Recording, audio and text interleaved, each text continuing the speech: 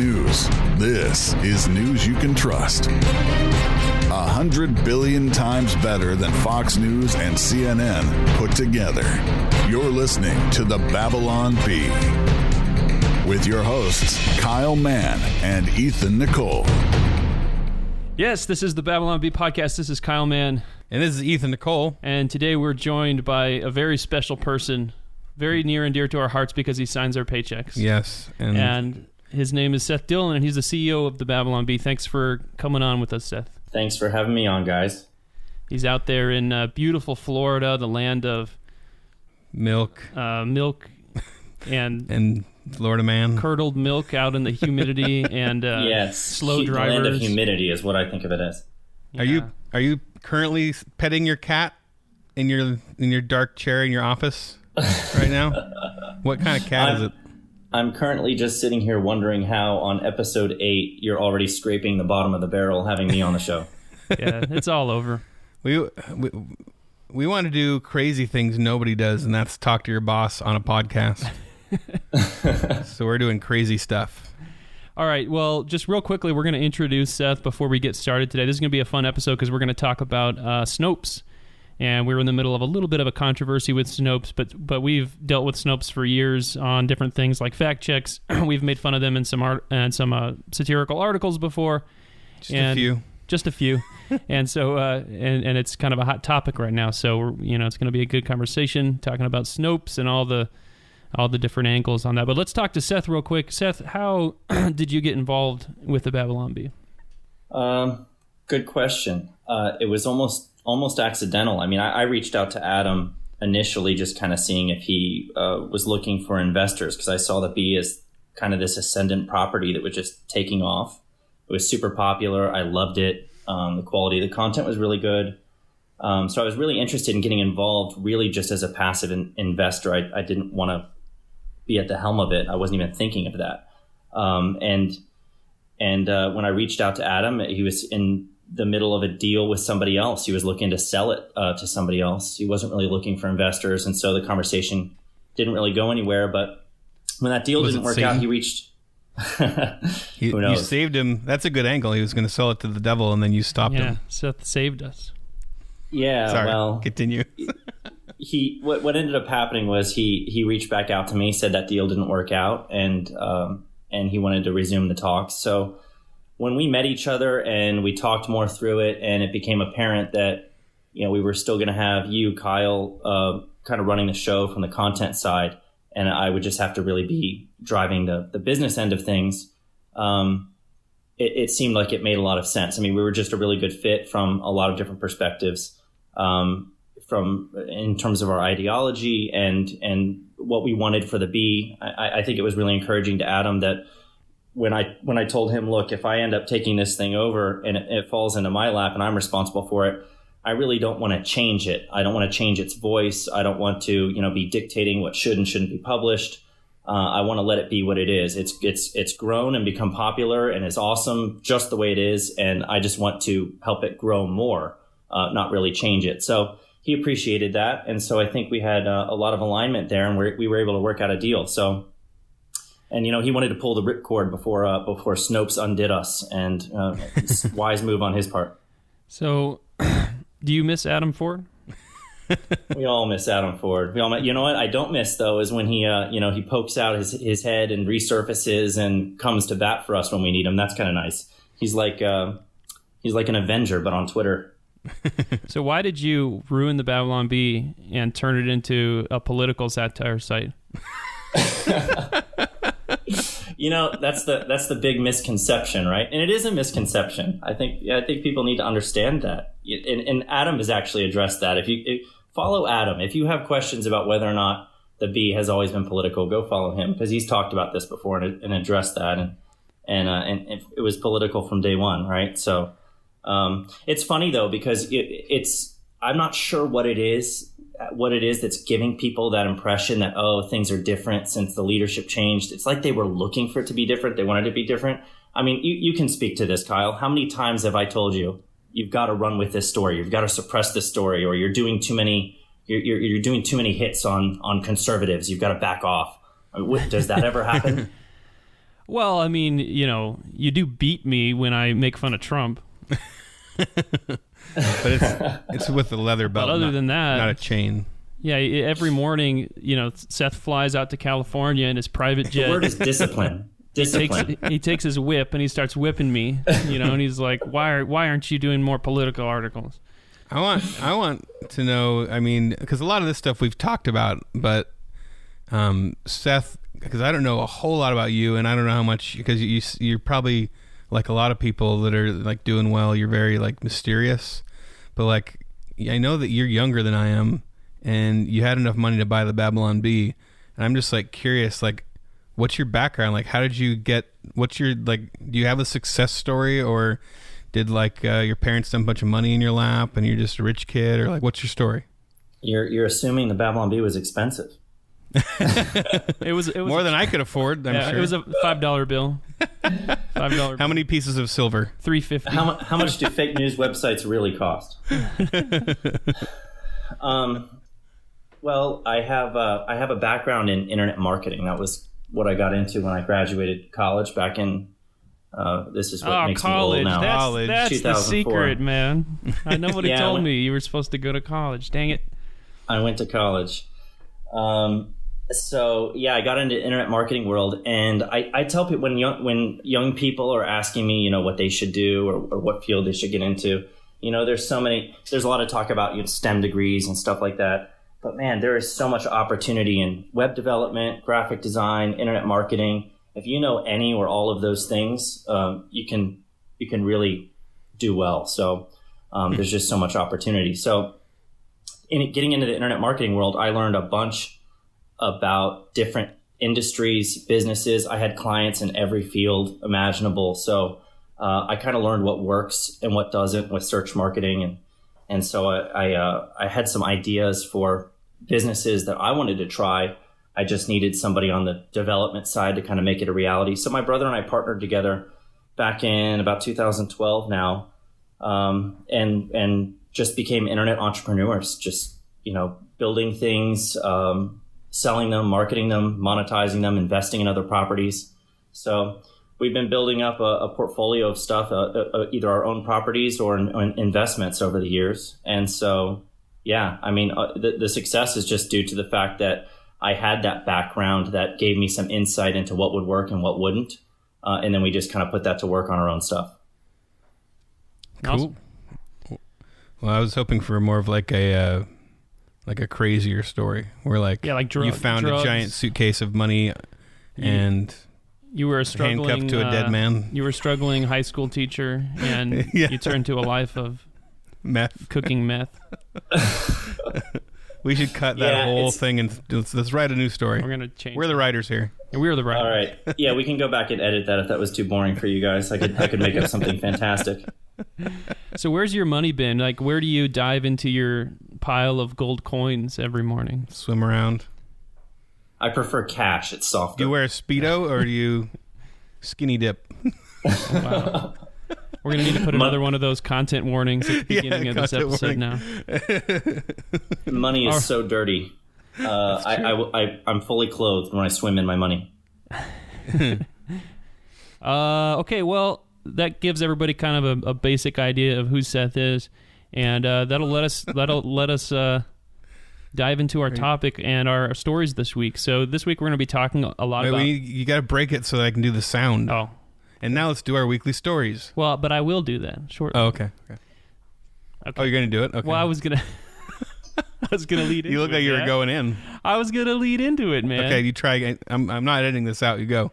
So we have a lot of stories this week that have to do with Snopes, either because Snopes fact-checked them, or because they're about Snopes, or because they mentioned Snopes, or something like that. And then we're going to have a topic of the week where we talk about the importance of what we do and why we have a few concerns with Snopes and the way that other fact-checkers will deal with us. So it'll be a good episode, we think. So let's go ahead and dive into our stories of the week. Every week, there are stories.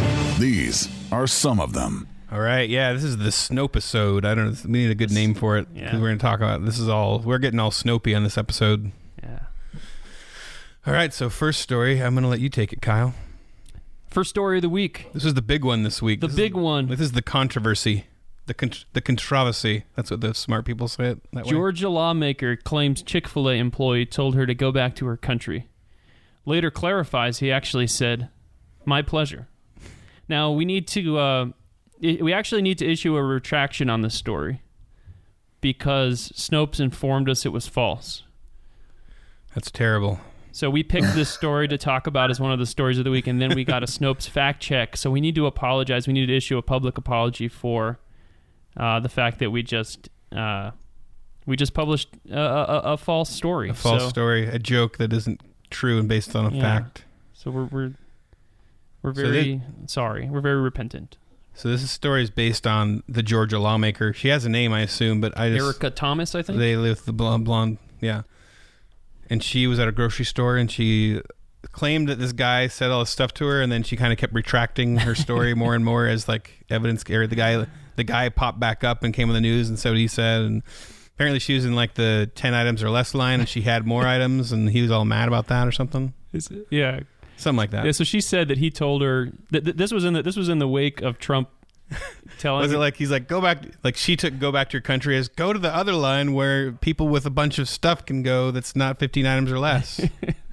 Yeah, this was in the wake of Trump telling the squad or whatever to go back to their countries, and then everybody chanting, "Send them back." And then she adds, lighter fluid to the fire and says, "Yeah, this guy told me to go back to my country." And then media ran with it for, I don't know, days. How long was it until the real story came out? I was on vacation during this, so I got bits and pieces. I was surrounded by Seth. You're the one who family. Seth, you're the one who cares about politics. So what? The media ran. The media was running with it. She walked back her comments pretty shortly after she initially made them, though. I think it was just within a day or two. Okay.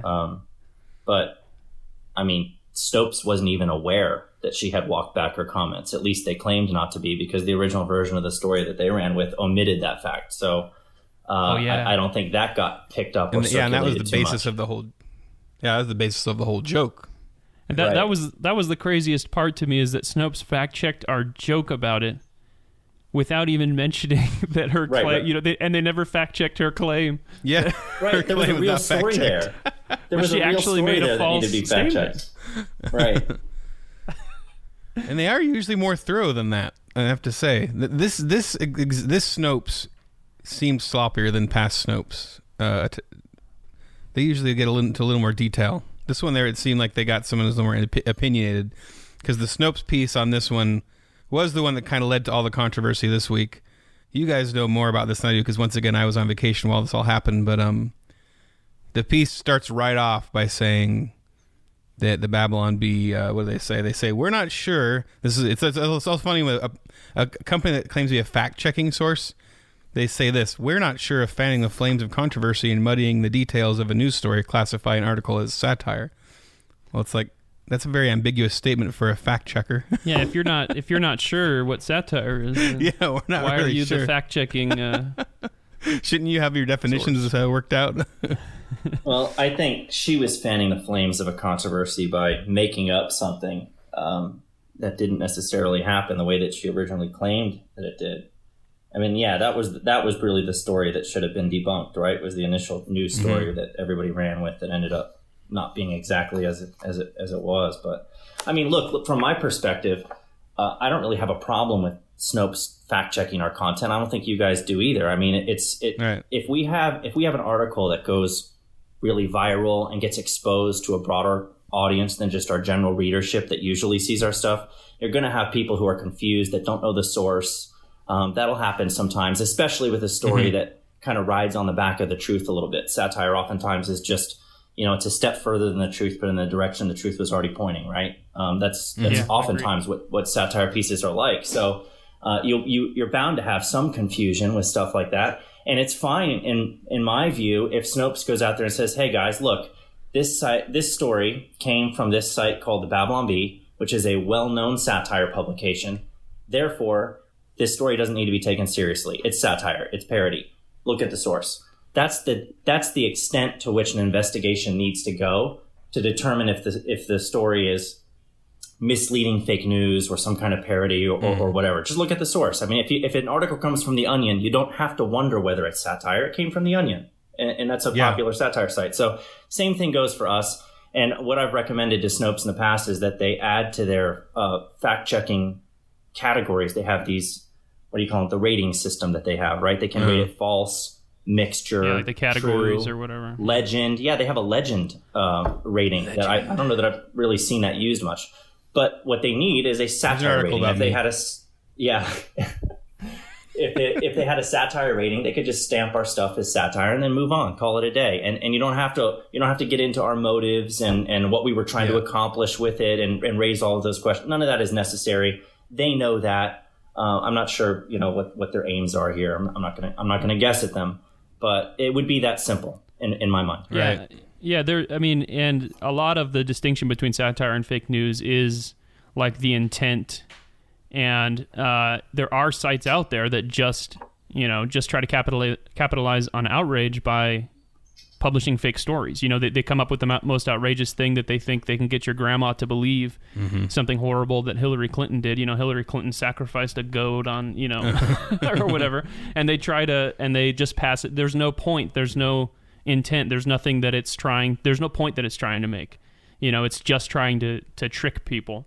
And I could see it being a gray area if we weren't a well-known satire site, but when it's just, we're one of the most well-known satire sites, in the country. So it's kind of like, why don't you just stamp it as satire?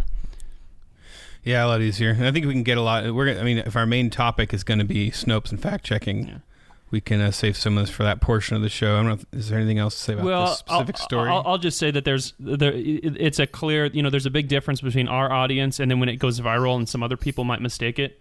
Yeah. Because our audience immediately recognizes, oh, this is a Chick-Fil-A joke on the Babylon Bee. Yeah, yeah. Oh, look, it's my pleasure. That's funny because Chick-fil-A employees say my pleasure. Mm-hmm. And then... Yeah, there's layers on this joke where it's, you have to kind of get the Chick-fil-A joke. You have to know about this specific story about this lawmaker lady. And you also have to know that she retracted her statement. Like, you have to know, like, a lot of stuff to get the joke, I think. Agreed. And so it actually, I can see how it would confuse some people if you're not, like, up on, like, on stuff. It was funny, the first headline of mine that I had pitched to you guys that you ran with, the first a good one Chick-fil-A anyway. story. Oh, yeah? The House Democrats draft legislation that would make it a hate crime to eat at Chick-fil-A. That one, it kind of took off a little bit, and it got Snoped, and they rated that one false. And obviously it's a ridiculous premise. But it's believable in the sense that Democrats hate Chick-fil-A so much. Why not draft some legislation that would make it illegal? I don't know. Yeah, that's part of the struggle of writing satire is that you're just taking something to its logical conclusion. So people are like, well, in 10 years, maybe this could be true. And it has that ring of truth to it. Right. All right, well, for our second story, so these stories are all Snope attacks. These are all ones Snopes jumped on. And this one is back from the days of Kavanaugh, the justice, when he was... when they were trying to get him into the Supreme Court and things were getting crazy with him. We did this story. Democrats demand Kavanaugh submit to DNA test to prove he's not actually Hitler. So apparently there were people that were worried that this was real, that they really wanted him to submit to a DNA test to prove that he wasn't literally Hitler. And so I've always wondered that, how like there's like these DNA tests you can take with like Ancestry.com and stuff, and you can find out like all your, like how much Native American you are and how Irish you are and all that stuff. How white you are. Yeah, how white you are. Like, what if they could How much of a victim you are. Yeah, like they should partner with like some liberal organization, and they could find out how guilty you are. Like just like divide up everything and decide like find how much slave owner you are and how much everything you are in your past, like all the way back to like even like during caveman days, if you like hit people with your club, just like try to get your best ratio like number. Cavemen are a myth. What a silly story, though. Like, isn't this one kind of across that line really where silly. it's kind of on the face of it? It's so absurd. Does it really need to be fact checked? Really? I mean, who are the people? You know, sometimes what Snopes tries to do is identify people who were kind of confused by the joke, right? And they'll snapshot their comments and highlight their comments, and they're using those comments to justify their fact check, right? I don't know. I haven't looked at this one recently. Did they have examples of people being confused by this one? I don't recall. I don't know. I have the link here, but I didn't do prep that deep. I do not recall. Some readers were taken in by a satirical website story that Democrats wanted the Supreme Court nominee to undergo DNA testing. I'm good at reading live. Some people were taken in. They were taken in. Hook, line, and sinker. We got them. Seduced. We got them. I wonder that, though. I mean, Frank was tweeting about this. We have to mention Frank, or he won't listen. Yeah. He only listens to episodes we talk about. That the first big run-in we had with Snopes was with that CNN purchases industrial-sized washing machine to spin the news before publication. Right. And he's asking the question, who bought that as like a real news story? Could you point out to one person that believed that it's actually true? Yeah. Yeah. Where is that person? Who are they? Yeah, I want to meet them. And I mean, if there is someone out there who thought that CNN was spinning news in a washing machine, like, I mean, can we just leave them to their own fate? Do we have to change everything for that guy? Like, come on. That's gonna be a lot of work. Yeah, they don't have examples of people who were confused, but they claim that there were some who were taken in. It is weird to me that it's the absolute worst. Like Snopes is acting like they're this defender of truth. Like, it's the absolute worst possible thing if someone takes a joke seriously. Like, haven't people been taking jokes seriously since the dawn of time?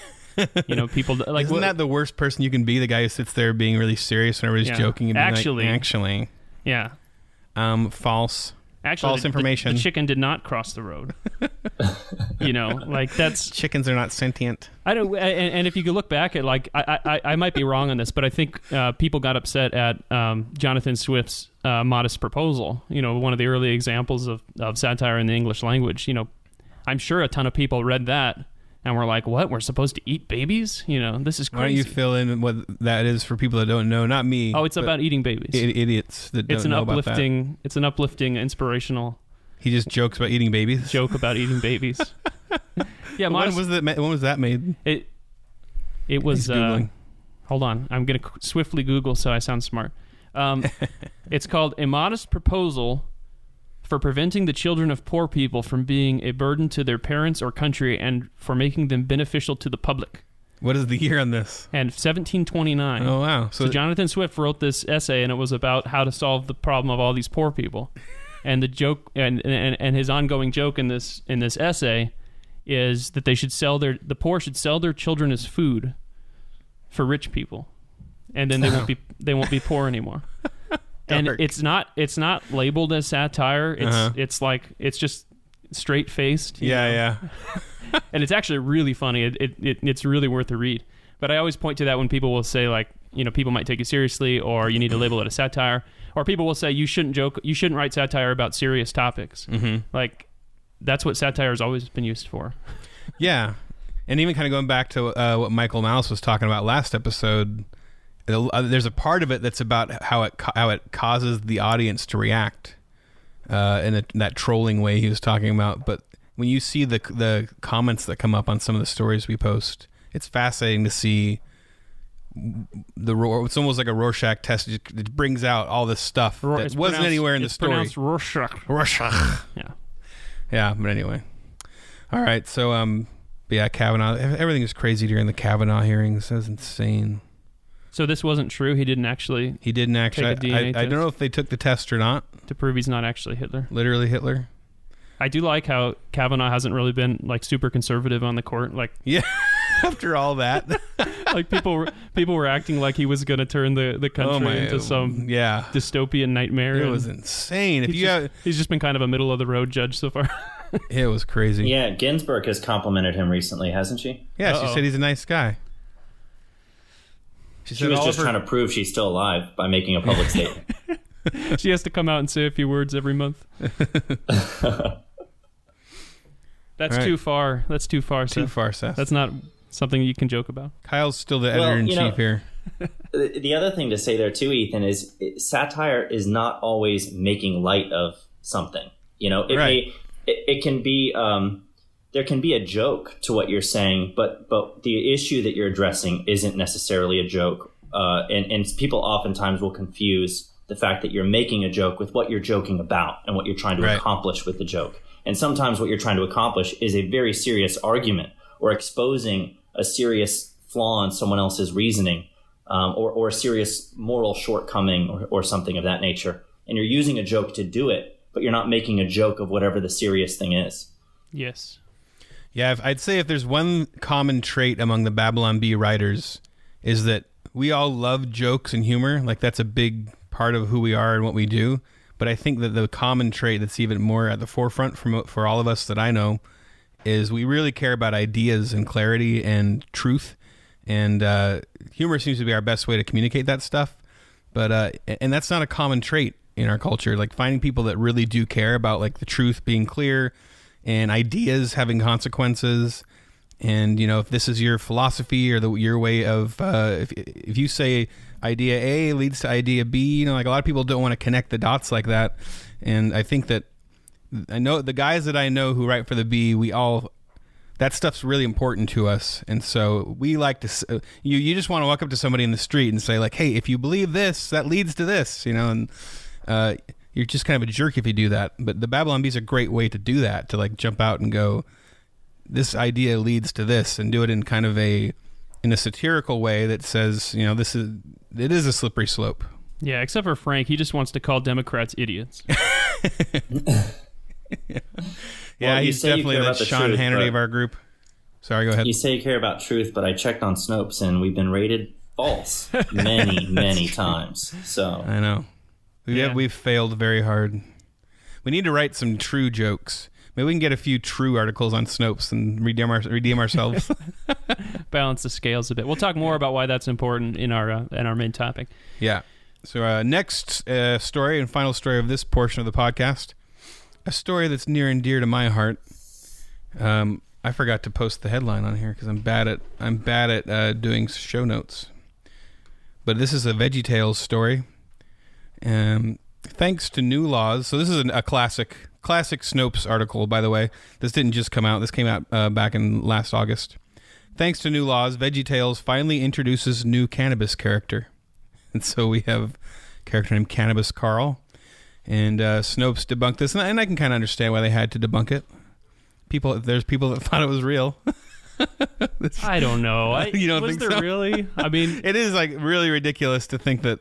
But the only reason I could see how they could be fooled by it is because I did such an amazing Photoshop job. It looks legit. The Photoshop was really good. It looks totally legit. I'll give Did you this that. one? Did it get a lot of reach? Was it shared pretty widely? Massively, yeah. It was crazy. Yeah. So sometimes maybe they just feel the need to do it based on that. I don't know. Mm-hmm. Was this published before Seth ruined the Babylon Bee, or was this? I think Seth was around. Or was this in the? And I don't see it. Maybe I'm not low. I started driving the Bee into the ground last year around May. Oh yeah. Okay. So you were around for this. Yeah, the numbers aren't on there like they usually are. I don't know why. Our little Facebook plugin broke, so I can't see the share. Our little social share plugin broke. But no, it got shared extremely widely, and this is one where the Photoshop is just perfect. Laura Carrot has this look of horror on her face as she's turning to look at Cannabis Carl. And he's just this cannabis leaf with the goatee and the bloodshot eyes, and it's just. Oh, it's so beautiful. I love this article. Now, Ethan actually wrote for VeggieTales. He was lead writer on 2 seasons of VeggieTales on Netflix, and so this is all of it. Any VeggieTales, the new series with the designs. If the designs have eyebrows, then I was involved. If there's no eyebrows, I wasn't involved. That's your mark. And the people that and the true VeggieTales fans despise the eyebrows. So yeah, the eyebrows were a big controversy. Very big controversy, even in our offices. It was crazy. Why did they introduce them? Would it make them more expressive? Yeah, well, even Phil Vischer said the reason they didn't have eyebrows back when they first created them because the technology was so new they couldn't figure out how to have these free-floating eyebrows out there, but anybody who draws cartoons wants eyebrows, because imagine a human without eyebrows. They're horrifying. Creepy, yeah. They can't make faces. They just look at you. And so you don't want that. And that's how Bob and Larry, and they also had these super thick eyelids that were like, they looked like, that was like a replacement for the eyebrows or something. Yeah, they tried to use it. Well, and they had this weird animation where like their eyelids didn't move their entire eye, and their eyelids squished and stretched together. It was because it was so new. I mean, VeggieTales was one of the first computer animated shows, I believe.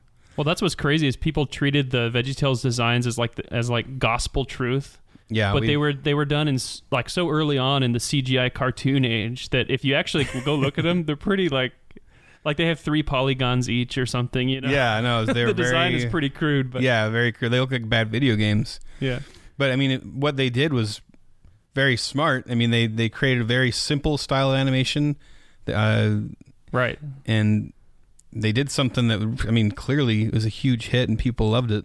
But yeah, it was funny. We got these comments from very passionate comments saying, like, using scripture as the reason that the VeggieTales should never be redesigned. Because like sending you scripture. Yeah, we're saying you need to stick to the old paths. Yeah, that like you should not change the things as the Lord set them or something. I can't remember the exact scripture. It was like it's like the Lord does not care but look on outward appearing or something. It's like the end of Revelation. Like if anyone adds to or changes or that kind of stuff. They'd use stuff as if they were coming from the premise that God set forth the VeggieTales as they were, and we have come in as this worldly force because they didn't know us. In their mind, which I totally understood, I totally got from the outside how it looked because we were working for DreamWorks. But I know that the entire cast, like pretty much everybody we work with, are Christians, and we cared about really trying to make a great show. But we really wanted to make a silly, funny, snappy, Looney Tunes funny show. Like we wanted it to be really, really funny. But there was a lot of challenges that came with that. The insanely low budget, especially compared to what people watch. Like VeggieTales, they would usually have, like it's made for TV movies. Like so, they'd have a budget per one. So they'd be like VeggieTales as their spoof on Gone with the Wind or their spoof on Noah's Ark episode.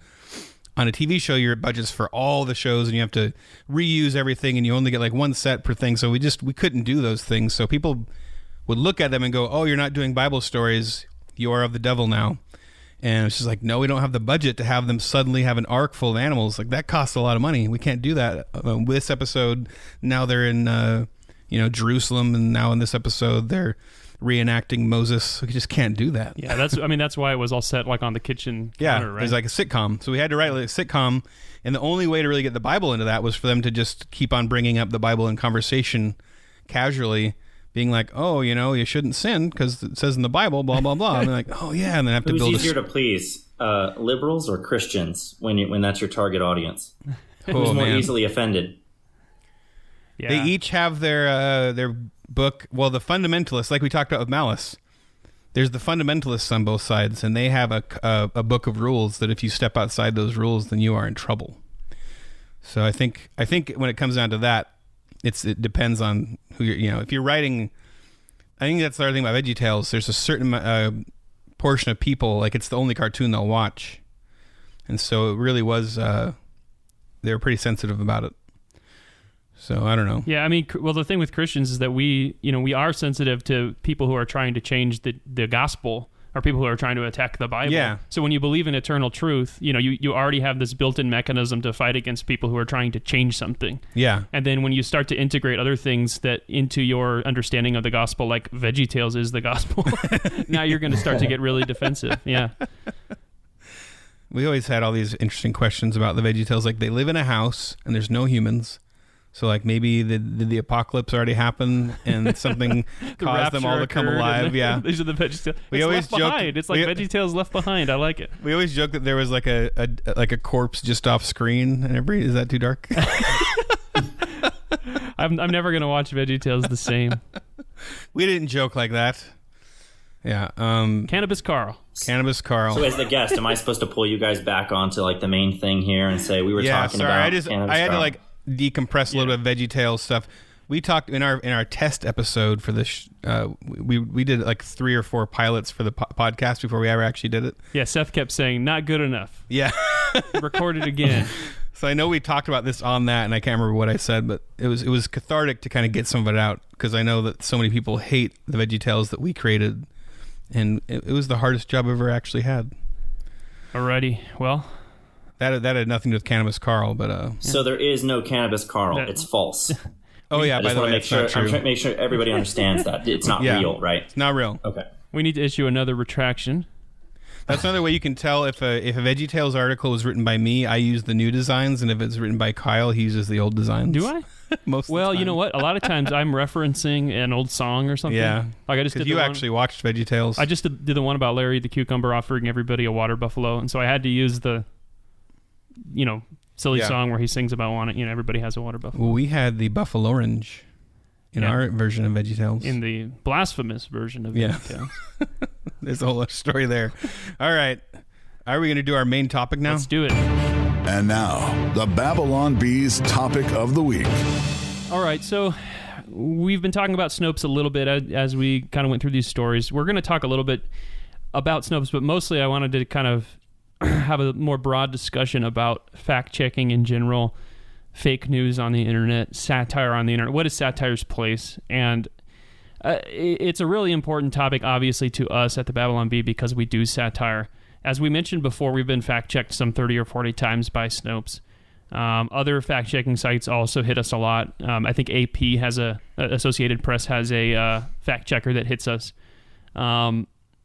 So it's just a really interesting phenomenon to me that, in the era of being able to share news at the click of a button, fake news has become just prevalent across the internet in a lot of places. And then satire and humor and jokes have started to get lumped in with that as people, some people end up sharing it as if it was real. So, part of this is that's one thing I always want to say when somebody gets mad at somebody for thinking, for assuming a Muslim group, when you make that connection of terrorism to Muslims, you should try not to. But shouldn't the terrorists who are Muslims get some blame for that connection people make, right? So on the internet, there's these sites that create fake stories, and they call them satire, but they're clearly not satire. They're just fake stories. But they use the word, and they deserve some blame for this. They have muddied the word and the term satire to just mean blatant lies. Yeah, they'll hide behind the shield of satire. Yeah, and there are sites that are just entirely fake news. There's no point to the satire. Right. So now, and I want to just point out they deserve some blame. So Ethan, why are you making a joke about terrorism? Why do you think terrorism is funny? I just always think that people act like it's. Somebody just invented the idea out of nothing because they're racist. Yeah, sure. So sometimes, we're playing on a stereotype and people will say, why are you making a joke about that stereotype? And it's well... yeah, well, there's some substance to it. I'm not saying, yeah. So those sites, they have a role to play, but then there's the irresponsible stuff. Okay, so you guys saw Brian Stelter's tweet, right? Yes. Where he said something to the effect of, I don't know that we have that. Do we have that in our notes here? I don't want to misquote him, but he deleted said something it, right? to the effect that Babylon Bee is fake news. They call themselves, quote, satire, unquote. I think that's basically what he said, right? It's my cover image on Twitter. Okay. Yeah. Yeah, he deleted it. He took it down. I got a screenshot. So I was the highlight of my career. Yeah, no, but he says Babylon Bee is a fake news site. They call it satire, and he puts it in scare quotes. Satire. Right. Yeah. So there's a difference with someone like us. I mean, we are like you said before, we're one of the biggest, most trafficked, most well-known satire sites out there, right? So to suggest that we're just playing at pretending to be satire, wearing this mask and hiding behind that shield so that we can say whatever we want and disseminate fake news everywhere is just, it's absurd. It's really silly. It's irresponsible, really, is what it is. I'm glad he took the tweet down. I'm not sure why he did. But it's kind of what it's very similar. There's parallels there between what he was saying and what Snopes was insinuating in their latest piece. Right. That we have that we've managed to fool our readers with this ruse. It's painting us in the worst possible light as these, nefarious people who created this mock satire site so that we could just mislead everyone with fake news. And that's just ridiculous. And the word is really egregious. I mean, that's what I think that's the word Adam used in his lengthy thread on Twitter addressing this stuff. It's egregious. Yeah, it's really offensive when you think about it, because we sit down, when we sit down and pitch headlines to each other, which we do mostly online, although me and Ethan will do it in person sometimes, but we're pitching headlines back and forth. Nobody is sitting there going, what headline can I pitch that will fool the most people? Yeah. That's never a consideration. Like, beyond, like, the only consideration I think that I will take into account when deciding whether to publish something is, do we need to exaggerate this more? If this is too close to the truth, we need a more satirical, humorous element. So it's obvious it's satire. That's really the only way that we'll end up tweaking headlines like that. Yeah, it was really strange to me, the Snopes fact check, because it did suggest that our whole purpose was just to trick people, and it does make me wonder if it is a bias because we make fun of liberals. Yeah, don't you think? There's an elephant. There's an element. There's an element there. That was the best gaffe yet. We were just talking about how we're developing our voices and our tics. Yeah. And Ethan's is like completely forgetting words. I can never remember names. Yeah, and then I've never. And mine is not pronouncing things. But I've never accidentally said elephant instead of element. That was a new one. So what's the elephant? The element of the elephant. Maybe I was thinking there's an elephant in the room. I don't know.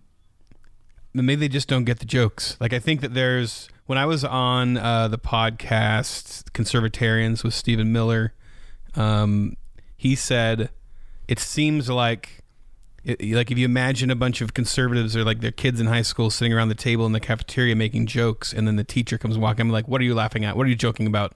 Like, something has to be done here that must be bad. Like, kind of that, it feels like that with the Snopes people, and Brian Stetler and people who just like, they don't get why you would make the joke unless you had bad intentions, because you have to be a bad person to make this joke. So you must have bad intentions. Like, there's a part of the world view there that like conservatives have to be bad.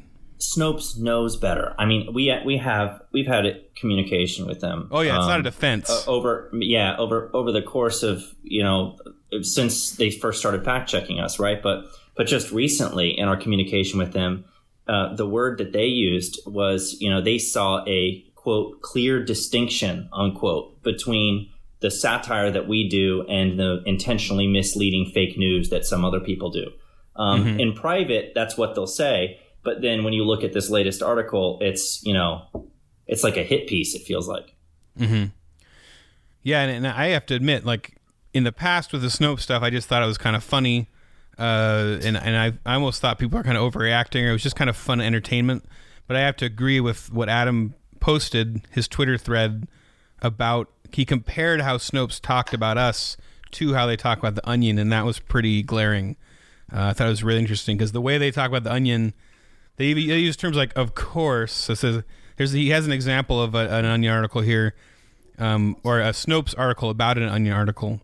And they say The Onion is, of course, a satirical website that was founded in newspaper form in 1988. Readers mistaking The Onion's humorous material for real news is not uncommon on social media. And they go on to say, like all content originating with The Onion, the photograph and claim were purely satirical, not real news. They just very clear, of course, obviously, it's satirical, they're funny, we all know that. But then when it comes to us... Of course. Yeah, when it comes to us, it's like, They were trying to fool people, but they didn't manage to. Well, here's why it matters. I mean, we don't want to make a big deal out of nothing, right? If the fact-checking thing, the reason why I say we shrug off the fact-checking, that's no big deal. The reason that this is different is because when you try to guess at our motives, or you impugn our motives and suggest that our intent really is to mislead people rather than entertain people, or speak truth through satire in some way and try to get our message across. When that's their goal, the problem is they're not just anybody. They're Snopes. They call themselves the definitive fact-checking site. They're the internet's arbiter of truth, right? And they've had formal partnerships with social networks like Facebook in the past, and we've had an issue in the past. We mentioned this in our note to our readers recently that went out in our newsletter, that they in the past, when they rated us false, Facebook threatened to penalize us as a result of that because they were considering us to be a fake news source, a purveyor of fake news rather than a legitimate satire website. So there were real consequences there. I mean, that kind of stuff puts our entire business in jeopardy because we drive traffic to our site through these social networks. So when they look to Snopes as the authoritative reference for who's fake news, who's not, and Snopes treats us as fake news, that's problematic for us in a really big way. So we have to take it seriously as much as it may seem to some people like we're, what's the expression, making a mountain out of a molehill. There really is some seriousness to the matter. So that's why we're taking it seriously. And I appreciate Adam, really coming to bat for us on Twitter about that. Mm-hmm. Yeah, that's really the crux. It's just that they're an authority. If they call us fake news, that could mess up everything for us. And we are in the deplatforming age. It's hot right now. Got to deplatform people. And so yeah, that makes sense. But I do think it is there's a cultural thing happening here where there's people just with such a different worldview. I think if we were the Snopes people reading jokes that cut at our worldview in the way that ours cut at their worldview, it would be hard for us not to see some intent there. I'm not saying that's justified. I'm saying there's a disconnect between I don't worldviews. know. I don't know. I read The Onion. Yeah, and I don't. It's true. I laugh at the jokes that are about me, because I get it. Right. It's yeah. like, oh, that's funny. And then when you read satire, you either say, oh, I really need to change my worldview because this is really convicting to me. Yeah. Or you chuckle and say, yeah, some people on my side are like that. That's funny. And you move on. But I don't know. Maybe it's because I know The Onion is satire, but I never. Yeah, and maybe, I think like there is I hate saying the secular world, but just people that aren't close to Christianity, they get this, especially if you're on the left. I think they feel like they smell a rat when they see that label Christian news satire. Like, oh, what are your intentions other than satire? Are you trying to sneak something? You trying to do a little gospel sucker punch? What are you trying to do? I don't know. I that's the sense I get from people when they. Well, it used to be Christian news satire, and then Seth bought the site. Yeah, now it's just right wing, nut job satire. Far right. Anyway, I'm not trying to defend it. I'm just saying I find it fascinating. Like I want to get into the head of that Snopes guy who's writing it and figure out like what is he really thinking or feeling when he's writing that. Because I think he thinks he's doing some greater good. It bothers me though that the charge is that we're trying to mislead people. No, I agree. Snopes Totally. is trying to mislead people. It's really Right. the shoes on the other foot here, right? I mean, Right. They're trying to lead people to believe that we're not really a legitimate satire site when they call into question whether or not our content even qualifies as satire. Mm-hmm. And because they know better, that's them being misleading, even Right. as they're calling us misleading. So that again, the word egregious comes to mind. Yeah, and I guess my curiosity or my interest in it is what is the motive there? Like, do they really think we're doing something bad, or do they think our ideas just need to be shut down? Like, or is it a bit of both? Yeah, and I mean, we don't know. Yeah, and so we won't say. Yeah, who knows? And that's part of our problem with what Snopes did is that they assumed our motives, and Yep, exactly. Unless we talk to them, we don't really know. Yep. Well, are we settled it? So, yeah, I mean, I'll just kind of conclude just by broadly saying that I understand the fact-checking thing. I get why fake news is a concern. I think maybe the culture is a little more concerned about it than we need to be. Like during the election, a lot of people were saying, oh, all these fake news articles that, the Russians were sharing changed the election for Trump. Mm-hmm. And it's like there was a couple memes that maybe a few thousand people saw, and and it's like that didn't really change the election. So I think the concern is maybe overblown a little bit, and that adds to the edge of what Snopes does when they try to fact check stuff. But I mean, I get it. When you use, I might have mentioned this before on this podcast, but when you used to share satire in like Mad Magazine or the Wittenberg Door, you'd hand it to your friend, and say, hey, this is satire, laugh at this joke. Yeah. And now, grandmas are seeing their grandkids sharing satire and not understanding it, you know? So it's just a shift in culture in the way that we share things, and it's just a little bit of growing pains, I think. I would love to do an episode about grandmas on the internet. Oh, we should. Let's write that down. Because we did a post about it one time, and we had the comments were some of the funniest comments I've ever seen. So someday we'll do that. Side note. Makes me want to just kind of lean into it though, and let's give them what they want. Let's try to swing the election for Trump with fake news. Let's do it. We'll go all in on that as if that's our goal, and we'll see what we can accomplish. Adam Ford never would have allowed this. He is rolling in his future grave. Yeah, he will die eventually. He did. Adam Ford is rolling in his couch, whatever he lays on, his bed.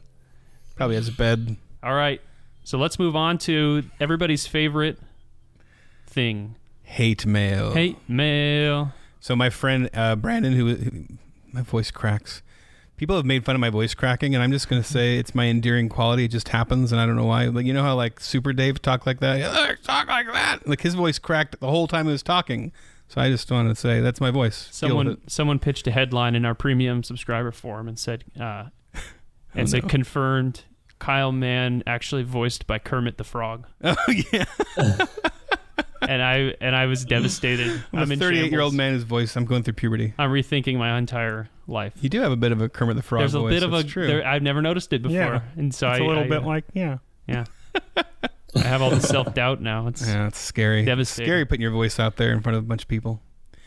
Anyway, so my buddy Brandon, who I used to be in a band with, he took my Dave DeAndrea saying, "I really miss Adam Ford," and he auto-tuned it to a little tune. I'm going to put that in here, and we'll see what people awesome. think of it. I really miss Adam Ford. All right, that was great. Thanks, Brandon. Oh, that was hilarious. Wasn't that great? Yeah. Yeah. Okay, so let's do our hate mail here. Kyle, you want to give it a intro or read it, or what do you think? It's great because it's on topic, kind of. Yeah. Okay, here we go. So we've read a lot of satire that came from a place where people were accusing us of being very anti-Trump, being very liberal. Yeah. So now we're going to read it from the other side. People accusing us of being way too conservative and pro-Trump. Finally. So here's some hate mail we got. You guys ramped up during the election like a Putin troll factory. Republicans are not Christian, nor have any Christian ideals at heart. They have exploiting the poor to the death at heart. I guess conservative Christians did sell their souls and lost their salvation. That's fine. Works for me. At this point, you may as well just hire Russian writers if you haven't already. I do love the obsession that the left has with Russia. It's Russian so funny writers, yeah. There's so much humor value in that. Like we won this whole Cold War, and now like 30 years later, everybody's freaking out about Russia again. I do love it. Yeah. So I wonder, how do we distinguish between the hate mail that's legitimate hate mail and people trying to get on the hate mail segment? Trying to get on, yeah. This is old, right? This is old. So this came out before. It's old. Okay, we're going back into the archives. That's good. Back when the hate mail was pure. Okay. We do get a lot of fake hate mail. We haven't gotten too much like actual hate mail since the podcast, so we're gonna have these to. These are get all some greatest more. hits. Maybe we could put some more fake news out there, and we'll get some more hate mail in because of it. I like how he's like, "Oh yeah, Christians did sell their souls and lost their salvation. That's fine. Works for me." You could feel the anger seething, like trying to really get to us. Imagine, being like Harvey Keitel or something, and he's like smoking a cigarette, and he's like telling the guy who's like tied to the chair, he's like talking to him, like, "Oh yeah, fine. So you lost your soul. Works for me. Works for me." Where are people getting the impression that we are equating Christianity with being a Republican? I mean, totally. we make that joke all the time. They must miss those ones. That's like the people that say we're like a pro-Trump factory. Like, do they just miss all the Trump jokes? It's like selective. How are they filtering our content like that? I see all of them. They must have a filter what are they or doing? something. Well, it could be that they have their friends who only share certain stories, and that's how they saw it. Who knows? Yeah, I do wonder that myself. That is one of the main tropes that we keep going back to with Republicans is like they worship Trump. You know, that's the joke that we make all the time. Yeah, and you're not a real Christian unless you're a Republican with an AK-4 or not an AR-15. Yeah, AK-47. So, there's Ethan forgetting the name of a gun. Yeah. And he's supposedly a Christian. Supposedly a believing Christian. I think we're doing something right though, if like, because I'll see 2 hate mail messages come in right in a row. Right, one of them will be, you guys are in Trump's pocket, whatever, and then following that, 5 minutes later, it'll be a criticism from the other side, saying that we're way too liberal. All we do is attack their sacred Trump. Yeah. Keep your hands off Trump. Touch not the Lord's my anointed. president. Yeah. My president. Oh man. So we get getting both of those things, seeing that from both sides. I mean, that's like, hey, look, not that our goal is to just be middle of the road, hitting both sides perfectly evenly. That's not really a goal of ours. Right. But it does speak to the fact that we go after everybody to some extent. Whoever deserves it. We make everybody angry. Yeah, if something's funny, we make a joke about it. That's the basic rule, I think. Yeah, I think the reason that it's been more anti-left is honestly just because the left has been so unhinged. A lot of people in conservatism and Republicans, I mean, they may have some ideas that are worth criticizing, but it's like they just kind of want to be left alone. Yeah, and it's like there's not a ton to make fun of there all the time. Now, some of the figures on the right can be a lot of fun, like Trump. Well, it's also that the best jokes come from the people who take themselves the most seriously, and right now the left are the ones who are taking themselves so seriously that it's just ripe. So they have some really radical ideas right now too. So radical ideas, and they take the ideas like they have that air about them that you can't joke about this, and instantly. That is fodder for great jokes and lots of laughs the moment you say that. Right. So we do have some Russian writers. We tried some out, and so we have some of their headlines that they submitted audibly to us. They just basically call us up and say these headlines to us. Yeah, we hired Russian bots. Yeah, and they gave us trolls. Russian troll bots. We went to an actual Russian troll factory and walked around and I checked out the hooves on this one and checked out the coat on this other troll, and we're just trying to see what do you feed these trolls? Are they free range Russian trolls? Yeah, we wanted to make sure we were getting pure locally sourced Russian trolls. And so here are the 5 best headlines that they pitched. Yeah, so I'll read these to you guys, and then I'm going to put in because we actually have the audio of them saying them to us, but I got to edit it in. So here's one of them. Here's our first one. Report. Motherland very good. People very happy here with all potatoes benevolent government give us. Actually, these are... Siri, does he get... Oh, is that the wrong one? These are wrong, yeah. Oh, those are wrong. Oops. Thanks, these aren't the Kyle. Right ones. I edited it and picked the 5 best, and they're not these. I'm keeping that funny. In. I'm keeping me in, trying to redo a Russian voice. Here we go. So the first one is... Putin got less than 100% of vote. But impossible. Because great man. Very funny, very good headline idea. It almost made the cut. It's a little inside baseball. Yeah. The next one, worship. So we asked them, we're the Babylon Bee. Can you do something more about worship leaders? We like skinny jean jokes, stuff like that. Can you do something like that? Worship leader wears skinny pant because he wait for government to give him good pant. Still, it feels very Russian. It's a little rough. Maybe there's some... Yeah. There's some editing that needs to be done there. Yeah. But there's some potential. It's a seed of an idea. We talked about that before. Here's another one. Loser Americans try but fail to cover up being losers in space race by going to moon. They're just getting personal. So we're like, hey, how about Chick-Fil-A jokes? We do a lot of Chick-Fil-A jokes. We asked them to pitch us a Chick-Fil-A joke, and here was their best one. Yeah, so this is my favorite, but it still didn't make the cut. But man eats Chick-Fil-A, but sad because he's not eating stroganoff instead. Anything with stroganoff, I like stroganoff. maybe we need a my pleasure. Maybe it needs a my pleasure reference. Yeah. All right, here's the final one we got from them. Study find Rocky worst boxer of all time. Very good. That would be weird to watch Rocky as a Russian. Yeah, I wonder if they like that, where he beats the Russian up and yeah. Was it Rocky 4? Rocky 4. Yeah. All right, well, we're going to move on to our subscription portion of the show now. Yes. And we're going to talk to Seth. We're going to go deep. We're going to do a deep dive with Seth about everything that's been going on with the bee. This is for our, you know how sometimes at church they're like, hey, all of our members, we're all going to talk about what's going on. And members meeting after the candid service. Talk. Yeah. This is what's going on, what's future, just everything. If you're a visitor, we love you, but you're not welcome. Yeah, unless you want to chip some money in it. So if you want to become a subscriber and hear the entire podcast, you can go to babylonb.com/plan, subscribe for any amount a month, starting at $5, that is. And then you get access to the full-length podcast. So yeah, plus no ads and other stuff. And plus we're also going to talk about Drax the Destroyer and Trump shouting from a balcony in the next part, too. So for the rest of you, we will talk to you next week. Goodbye. It's not easy being green.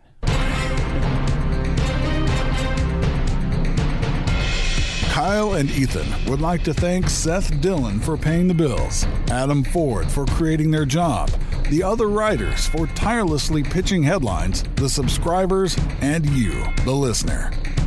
Until next time, this is Dave D'Andrea, the voice of the Babylon Bee, reminding you to go forth and remember to drink 8 glasses of liberal tears a day.